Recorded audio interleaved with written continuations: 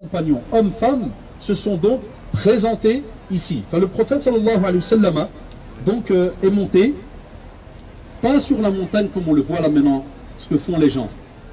Comme on le rappelle très très souvent, et nos machères partout dans le monde le rappellent.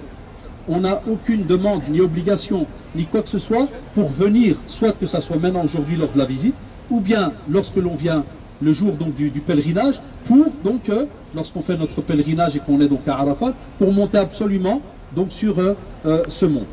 Là, le prophète sallam est monté un peu plus haut face à tous ses compagnons, ridwallahu alayhim, pour leur faire donc un rappel. Comme vous le savez, on l'appelait Hajjat al-Wada', parce que juste après, sallallahu alayhi wa sallam, le prophète sallallahu alayhi wa sallam, donc est décédé, comme vous le savez. C'était donc son dernier et seul donc pèlerinage qu'il a fait donc bi abi huwa wa ummi sallallahu alayhi wa sallam.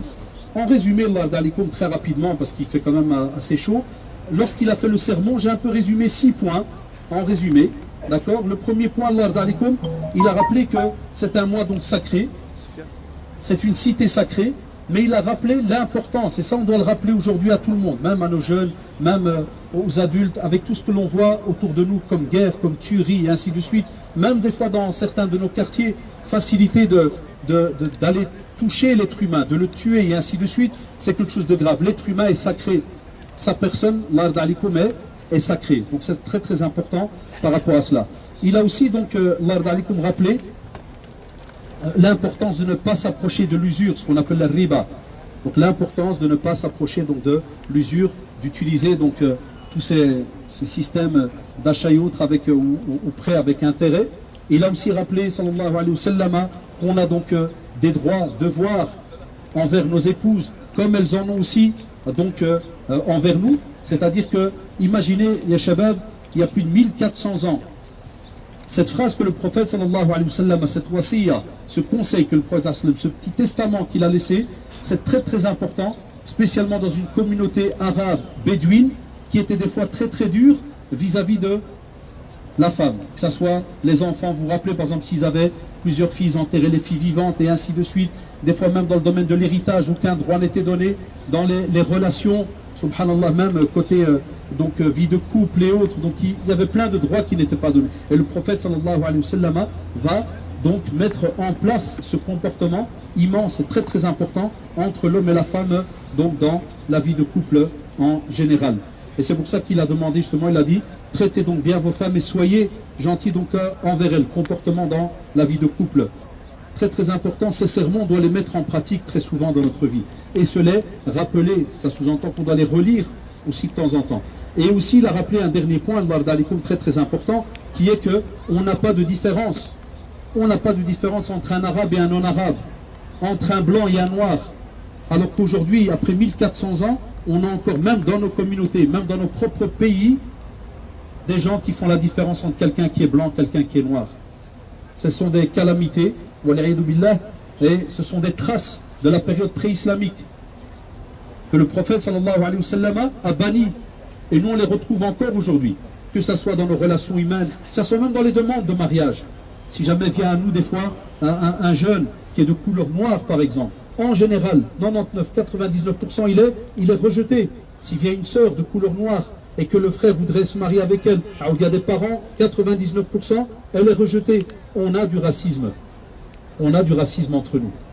Pourquoi le prophète sallallahu alayhi wa sallam a parlé à plus de 1400 ans? Est-ce que c'est juste pour qu'on fasse des fois, subhanallah, comme les perroquets, on répète des petits doros quand Ramadan arrive, on a toujours les mêmes doros qu'on répète, et puis quand le Hajj arrive, on a les mêmes doros qui se répètent, mais dans la pratique, mettre en pratique tout cela, on ne retrouve rien. Et c'est pour cela que le prophète, quand il a fait donc ce pèlerinage, il a dit Khudou anni manasikakum, prenez de moi vos rites. Donc on les fait d'après comment le prophète sallallahu alayhi wa sallam nous l'a donc expliqué. Eh bien on prend de lui tout ce qu'il nous a donc expliqué. Donc ça c'est la station, mashallah, donc de Arafat. Et comme vous savez, juste avant ils étaient à Mina. C'était justement en général l'endroit, très souvent chez les historiens, les gens de la langue et autres, ils disent que Mina était à plusieurs définitions. C'est l'endroit aussi où en général on sacrifie les bêtes. C'est aussi l'endroit où on se regroupe. Ils appelaient ça donc Mina, tout endroit où les gens se regroupent. D'accord. Et donc après dans les stations, que ce soit Mina, on a Ibrahim alayhi salam. N'oubliez pas, Shabab, l'histoire d'Ibrahim alayhi salam et de son épouse Hajar et son fils Ismaïl. Bismillah. Il faut pas... Allahu Akbar. Ah, ça prend 10 secondes. On a Cheikh Al-Hadji avec nous de la mosquée de Tubize. ما شاء الله عمل لي عرهي الله يهدينا ويهديك الله يحفظك اختنا يا شيخ والله ما عقلتش عليك je l'ai pas reconnu désolé كيف صحتك شيخنا بخير كل شيء مزيان اسمح لي الله يهدينا ويهديك فين العالم بخير شيء مزيان داير معنا ماشي ولا الله يحفظك شيخنا الله يرحم والديك. Ça c'est avec toute modestie subhanallah parmi les comme d'habitude je sais que les jeunes ils ont toujours seulement 2-3 noms en tête, et souvent de l'étranger, mais c'est parmi nos imams et machères du Maroc, et qui sont alhamdoulilah installés, donc, qui ont étudié ici aussi, mais qui sont installés donc, en Belgique, et qui sont, qu'Allah subhanahu wa ta'ala les préserve des sommités dans le domaine de la connaissance, mais très très modeste. Très très modeste. Wallahi, on est quasi, comme on dit, rien à côté d'eux. Qu'Allah subhanahu wa ta'ala préserve nos imams et nos savants de par le monde. Donc je vous disais, Allah alaikum, toutes ces stations, il faut se rappeler qu'Ibrahim alayhi salam, wallah, s'il fallait fermer les yeux entre guillemets, imaginez la chaleur, le désert, manque de sécurité, pas de nourriture. On sait que Ibrahim alayhi salam a laissé sa femme avec petite gourde, avec un peu d'eau, quelques dattes, avec un enfant. Et là les mamans elles savent ce que c'est, se retrouver seule avec un enfant. Et il la laisse, et lui demande, tu me laisses, parce que d'après une version, il remonte vers la Palestine, tu me laisses. Est-ce que c'est un ordre d'Allah, subhanahu wa ta'ala? Il dit na'am. Et subhanallah, elle part, et il part, afwan, et il la laisse. Et rappelez-vous donc, lorsqu'on était donc, à la mosquée, un Safa el-Marwa, vous vous rappelez?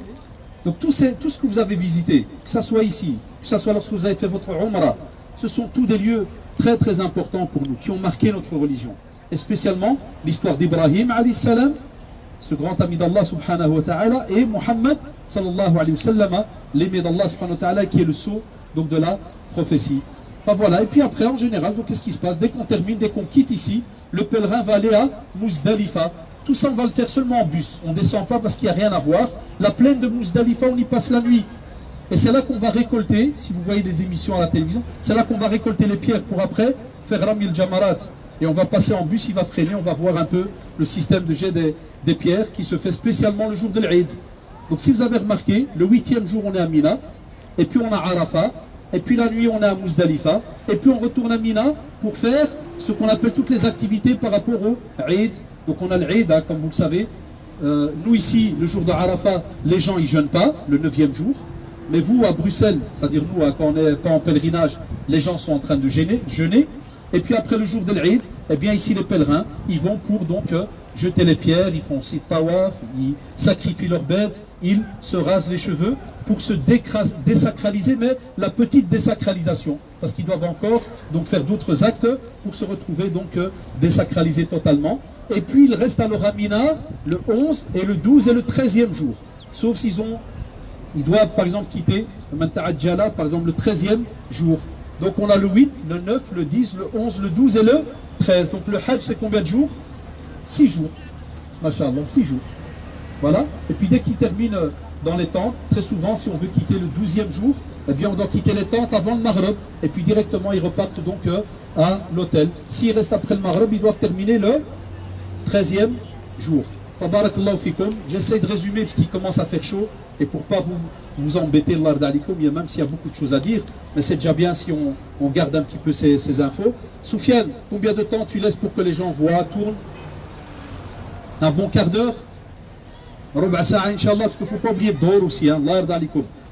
S'il vous plaît, Allah yarham babakoum, il est 20.